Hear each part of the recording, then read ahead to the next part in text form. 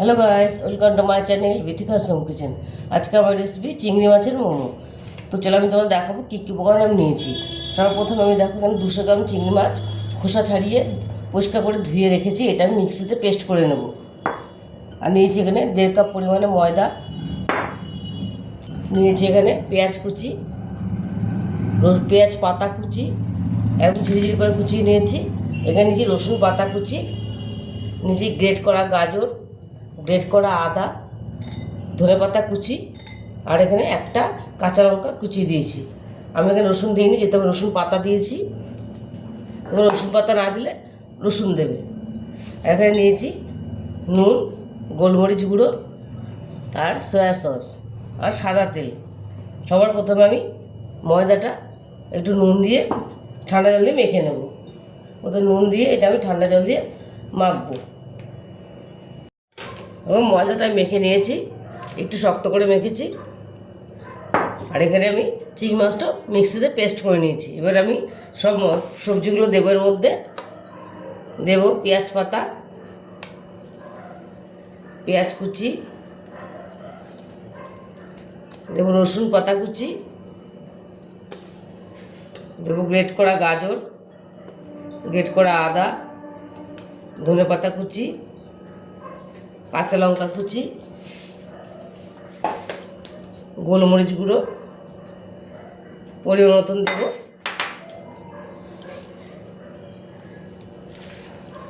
আর দেব soya sauce অল্প করে,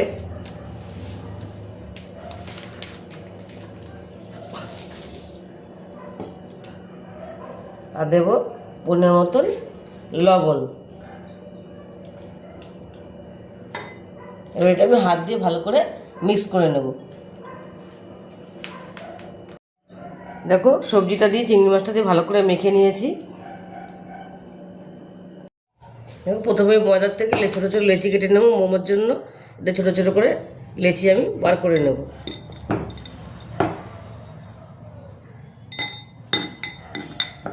ছোটো ছোটো করে লেচি করব। দেখো অনেকগুলো লেচি আমি বানিয়ে নিয়েছি।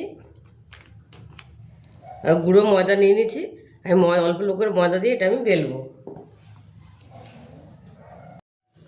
আমি ময়দা দিয়ে বেলবো।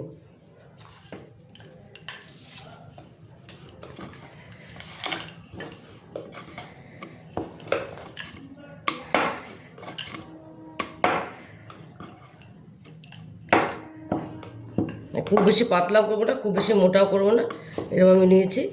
দেখো এরকম করে আমি সবকটা বেলে নেব। দেখো অনেকগুলো আমি বেলে নিয়েছি। এবার এর মধ্যে পুর ভরবো। এই 1 চামচ করে দেবো আমি। এই ফিলিংটায় পেঁয়াজ পাতা রসুন পাতাটা দিলে ভীষণই ভালো লাগে খেতে। একটু সবজিটা বেশি দিলে ভালোই লাগে। এটা মুড়বো, ভালো করে মাথাটা মুড়ে দেবো। মুড়ে এই দুটো মুখ এক জায়গা করে এরকম এরকম করে দেবো। ওই একটা ডিজাইন হয়ে গেল। আর একটা করে দেখাবো আমি তোমাদের।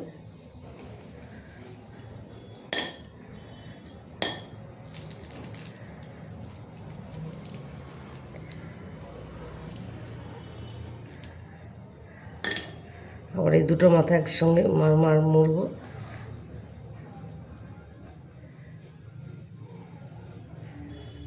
এরকম করে দিয়ে এই দুটো মাথা একসাথে এরকম মুড়ে দেবো।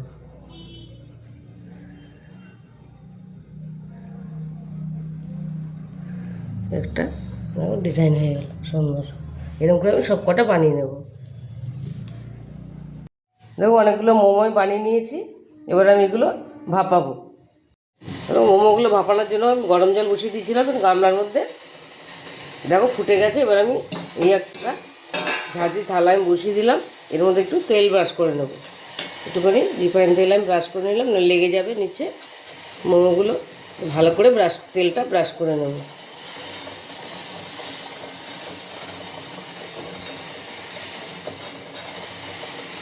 এবার আমি মোমোগুলো দিয়ে দেবো।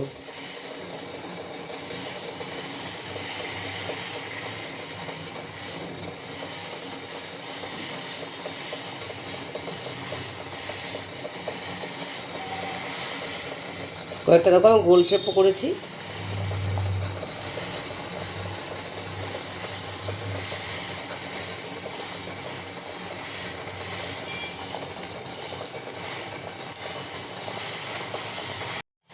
এবার আমি এটা ঢাকনি দিয়ে ঢেকে দেবো 15 মিনিটের জন্য। এটা আমি ঢেকে দেবো, 15 মিনিট পরে আমি ফিরে আসবো। দেখো 15 মিনিট পরে ফিরে এসেছি আমি। মোমোগুলো আমার হয়ে গেছে সুন্দর। এবার এগুলো আমি তুলে নেব।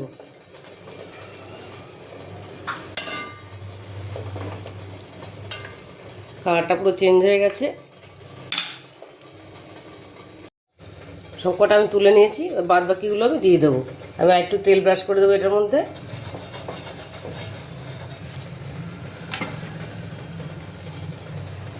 আমার ময়দা মাখাটা একটু নরম হয়ে গেছে, একটু টাইট করলে ভালো মোমোর শেপগুলো ভালো হয়। তোমরা একটু টাইট ময়দাটা শক্ত করে একটু মাখতে হবে। সব কটা এবার আর বাদ বাকিগুলো আমি দিয়ে দিলাম। চিংড়ি মাছের মোমোগুলো আমার রেডি হয়ে গেছে, আমি প্লেটিং করে নিয়েছি। আমি এখানে ধনেপাতার চাটনি আর টমেটোর চাটনি দিয়ে নিয়েছি। এটা আমি বাড়িতেই বানিয়েছি।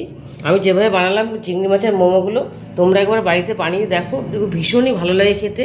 আর যদি রেসিপিটা তোমাদের ভালো লেগে থাকে তাহলে আমাকে লাইক, শেয়ার আর সাবস্ক্রাইব করতে ভুলবে না। টাটা।